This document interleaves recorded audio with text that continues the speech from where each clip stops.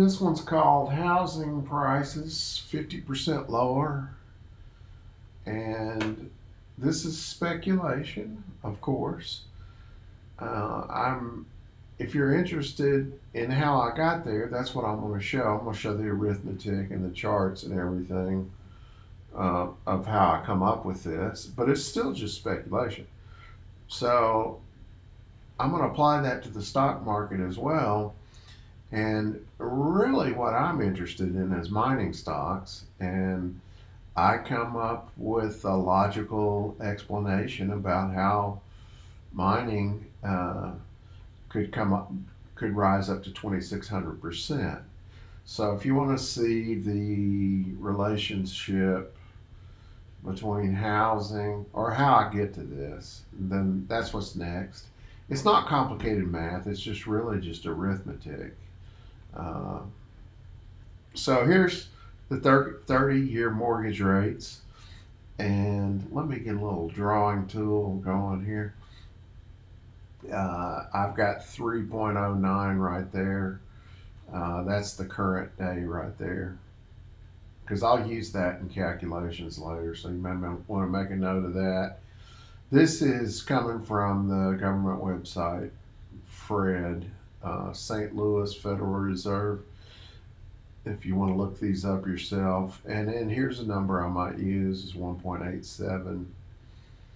And this is a 30-year bond. So right there's 30-year bonds. You can pause this if you want to. I'm going to go through it pretty fast. Again, it was 30-year mortgages, 3.09. You don't have to remember this. 1.87 for the bond rates. And then over here, we had this spike up in the CPI. And I'm going to show you how all those are related. And there's the current number right there for the CPI. Again, I use these in calculations. And here is, well, actually, I jumped one. Here is 30-year mortgages and 30-year bonds shown together. And so you'll notice that they really follow each other. And then here, you'll notice that what I've done here is I've calculated an average gap between this top one, which is the 30-year mortgage rate, and then this one is the 30-year treasury bond, the T-bill as it's called. And the average difference between that is 2.84 to the CPI. But you can see this, there's not quite as tight a correlation. The CPI spikes up and down, and the other ones tend to follow that. So I've come up with a formula, and let me just pause for a second and explain this a little bit. The 30-year mortgage rate is higher than the 30-year bond because why would the banks want to loan to a person, which is risky, when they can just go over and buy a 30-year bond?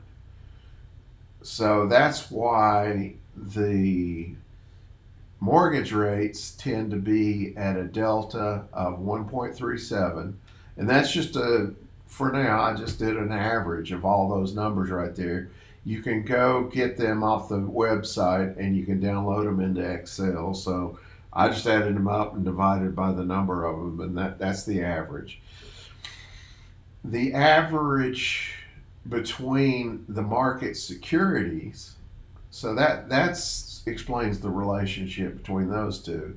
And the relationship between these two is just like the bank. Why would the bank loan to a person when they can just buy this for the same price? So that's why you need about a 2%.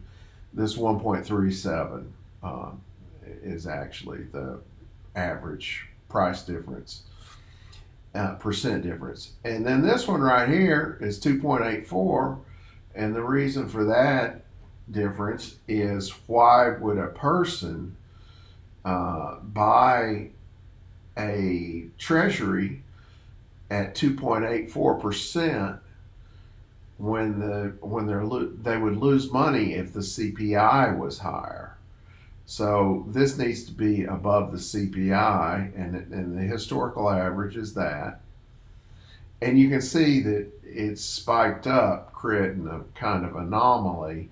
And the whole basis of my analysis here is that this will return to normal. This will normalize. And let's see if I'm there. Is that one again without the writing on it? Let's see. Let me get. Okay, so I've already talked about that one. And here we go.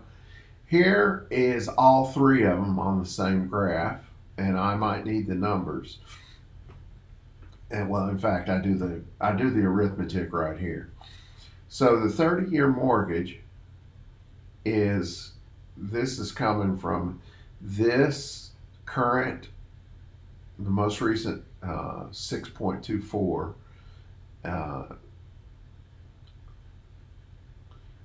of what is that's not the current mortgage, that's the CPI. So let me make sure you understand that. And so this is the formula for just an average of CPI, and then here's the 1.37 and the 2.84 averages that we got from over here. There's the average and there's the average. So what we're doing is we're calculating what the mortgage rate really should be in the absence of this spike up that we got in the CPI. If that CPI holds, then here's what the mortgage rate would be. And then here I ask a question: what would happen to the average housing price if the mortgage rates normalize from 3.07, which is what they are now, right here, and went up to what they really should be, which is this? Okay, and that's a big question, and that's a big assumption. I'm doing this calculation mainly for motivational purposes. I need motivation to stay in money because it's already been good to me, but I don't want to bail out too early when there's most of the profit is a huge chunk of it is still on the table. So all I did was I went and got the mortgage calculator. I just Googled mortgage calculator, and this is a whopping big price, but that's what they tell me the average house price costs, or median house price. And I plug that in, and I use 30-year fixed rate, and I use the 3.07, which is what it is average right now across the United States. And I say, what would happen if it went to there? 10.45. So if it goes to there, well, then here's what happens to your payment. Your payment goes to there. And so it's just a little bit of arithmetic as to what would happen to a $375,000 house in the price part of it, because the monthly payment and the price are inversely proportional. So there's the downward pressure on the price. And then I've got to add back the inflationary component of the price of the house. Now, if you just asked me a few days ago, I would have thought inflation would be good for housing. But and there is an upward component, but it doesn't beat the mortgage rate component. So there's what I come up with, and that is almost exactly a 50% drop. So applying the same 50% drop to the stock market as a placeholder for now. This is a placeholder. I intend to go look. I think 10-year bonds apply more to the equity markets than the 30-year bond would. So there'd be a slight variation, but this works for a placeholder for now. So a 50% drop in the stock market, and I'm using the Dow because I can relate the Dow to gold.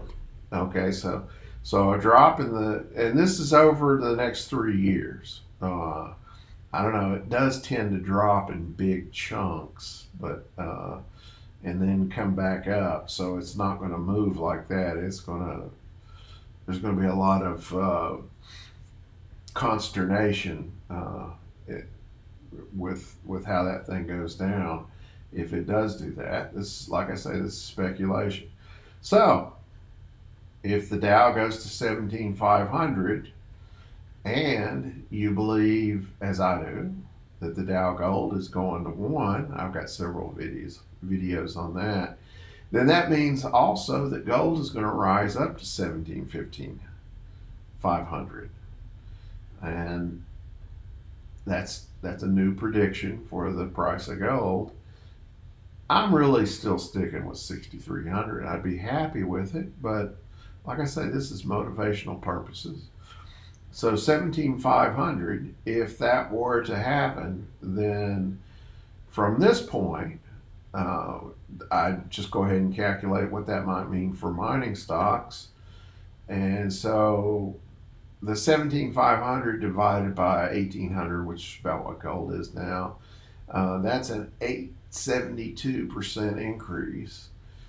And for mining stocks from here, mining stocks, especially the mid tier, are about, you multiply by a factor of 3 whatever the gold price is doing, and I get 2,600% for is the best case. And then if you have large cap, which is kind of what the Huey mining index is following, and maybe some of the other indexes I would imagine be the same, following more or less the larger companies, or GDX. Might this might be similar. I happen to use the Huey, but then that would be that gain right there times 2 for a 1740% gain for large cap mining stocks.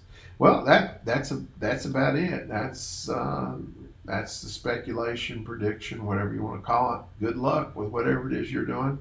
Thanks for watching, and I'll see you on the next one.